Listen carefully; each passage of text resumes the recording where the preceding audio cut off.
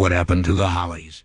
In the early 1960s, Alan Clark, who was the lead singer, and Graham Nash, who played guitar, along with bassist Eric Haydock, formed the core of the Hollies. They had been childhood friends in Manchester. After witnessing the band perform at Liverpool's renowned Cavern Club in the beginning of 1963, EMI producer Ron Richards signed them. Vic Steele, the band's guitarist, departed before the first practice, and Tony Hicks, then 17, took his place. Don Rathbone, who had played with Hicks in his pre-Hollies band The Dolphins, only lasted for a few singles before being replaced by Bobby Elliott. The lineup changes were quite fortunate because Elliott was one of the best drummers in all of rock, and Hicks added greatly to the group with his ringing guitar playing and lyrics. The Hollies were no match for the Rolling Stones or the Beatles for that matter when it comes to R&B covers. They sounded much more at home with pop rock material that provided a sympathetic complement to their glittering harmonies. In the 1960s, they enjoyed a string of successes in the UK and nearly 20 times cracked the top 20. Some of their biggest songs from the middle of the 1960s, such as Here I Go Again, We're Through, and the British #1 song I'm Alive, were mostly ignored in the US and didn't enter the top 40 until Graham Goldman's Look Through Any Window did so in early 1966. Eric Haydock quit the band in 1966 under questionable circumstances, and Bernie Calvert took his place. The Hollies didn't really break in America until Bus Stop in 1966, their first stateside top 10 success. Other huge hits for them were On a Carousel, Carrie Ann, and Stop, Stop, Stop. Here, the Hollies were offering a somewhat pleasing alternative for pop-oriented listeners who found it difficult to follow the increasingly creative releases of bands like the Beatles and the Kinks. In contrast to more teen and bubblegum-oriented British invasion artists like Herman's Hermits, the production and harmonies were sophisticated enough to maintain a wider audience. Their albums revealed a more serious and ambitious side, especially on Graham Nash's part, but they never managed to hide the fact that their specialty was well-done pop rock, not making profound comments. However, Nash was eager to establish himself as a more serious artist, especially with the track King Midas in Reverse from 1967. The band's next 45s were firmly rooted in the more established romantic genre, which didn't bode well for his ability to control the band's path given its very small economic success. By 1968, however, Nash began to feel confined by the group's commercial focus, and by the end of the year, he had departed the UK to assist in the formation of Crosby, Stills, and Nash. The pinnacle period of the group came to an end with this departure. The band attempted to have their cake and eat it too in 1969 by recording an entire album of Holly-sized Dylan songs. Although it did not receive favorable reviews from all critics, the album did reasonably well in Britain. The hit streak persisted for a while after Nash was replaced by Terry Sylvester, previously of the Liverpool bands The Escorts and Swinging Blue Jeans. In actuality, He Ain't Heavy, He's My Brother was one of their most popular foreign hits. However, the band was coming to a dead end. Despite not making many changes to their formula since the middle of the 1960s, they had managed to maintain a fairly lengthy run at the top without sounding noticeably antiquated. The fact that their singles, despite occasionally being hits, weren't as memorable as their finest 60s work made it clear that they weren't able to produce long-playing works that were stunning enough to appeal to the album audience. Long Cool Woman in a Black Dress, a rock song in the vein of Creedence Clearwater Revival that peaked at number 2 in the US in 1972, stopped a small drop in the early 1970s.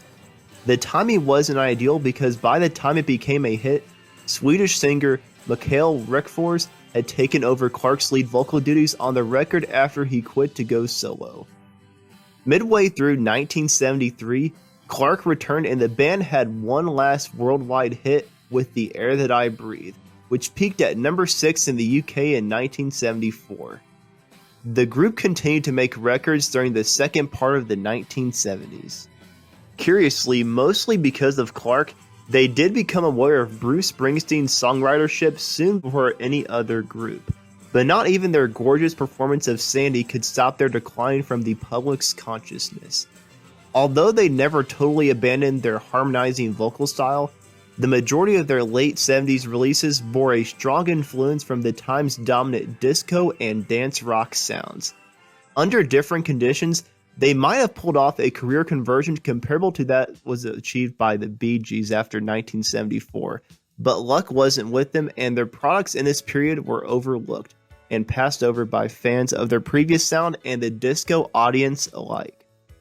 This coincided with the decision by their American label Epic Records, conceding that the Hollies would never sell large numbers of LP regardless of how big their hits ever were, to minimize the marketing efforts invested in the band's records, essentially running out the clock on their contract. Ironically, the label ended up passing on the one LP the group issued in the late 1970s that would have reached out to old and new audiences, the concert album originally titled Hollies Live. It ended up getting reviewed enthusiastically in numerous American magazines and newspapers as a Canadian import. The group seemed to reach a dead end in the early 1980s, with Sylvester and Calver exiting suddenly during that period. However, when Graham Nash returned for one LP, which was What Goes Around on Atlantic Records, the Hollies saw a boost in press coverage in America during 1983. However, even this was a false start. The group's British Invasion-style gambit of reinterpreting a Motown classic like Stop in the Name of Love, which became the album's lead single, proved especially unpopular with a new generation of rock music critics who were used to looking skeptically at established acts like the Hollies attempting to bring their sound into the 1980s. Ironically, What Goes Around received more press coverage than any other long player they had ever released in America, but the majority of the reviews were neutral or downright unfavorable. To make matters worse, this was 12 years after Crosby, Stills, and Nash's peak, and even Graham Nash's star had begun to wane by that point. The fact that he would be rejoining the Hollies was also shown to be something that many of his remaining American Crosby, Stills, and Nash fans were not ready to embrace, or at the very least get thrilled about.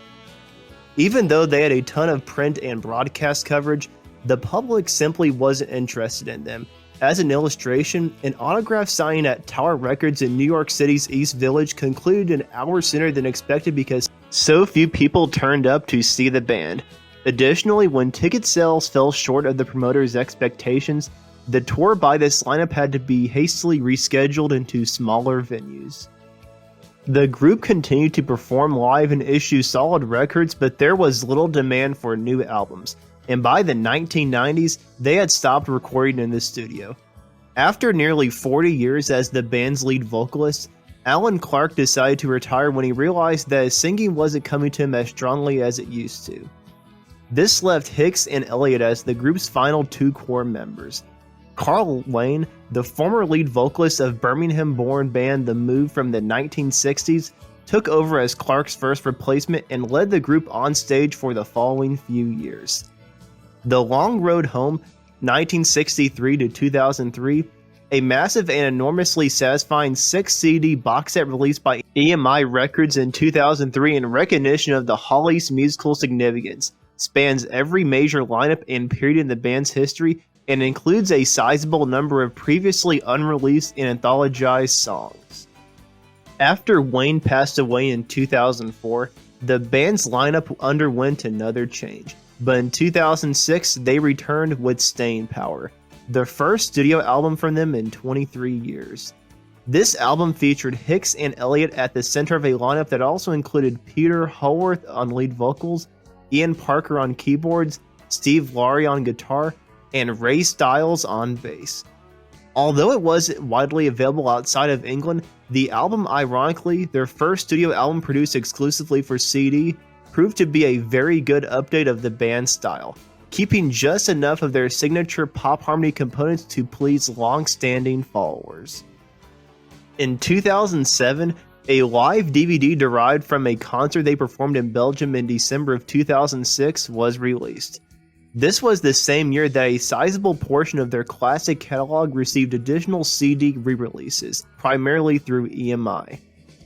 Then, Now and Always marked the Hollies' comeback in 2009, and the year after that saw them receive one of their greatest career honors, a Rock and Roll Hall of Fame induction.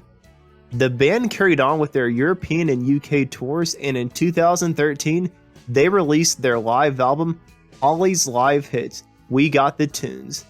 Additionally, the group celebrated its 50th year as a recording act in 2014. Eric Haydock, the original bassist, passed away on January 5th, 2019 at the age of 75. 2 new books that each cover the band's career were released in 2021. The first was It Ain't Heavy, It's My Story, Bobby Elliott's autobiography, which describes the tale from Bobby's own point of view.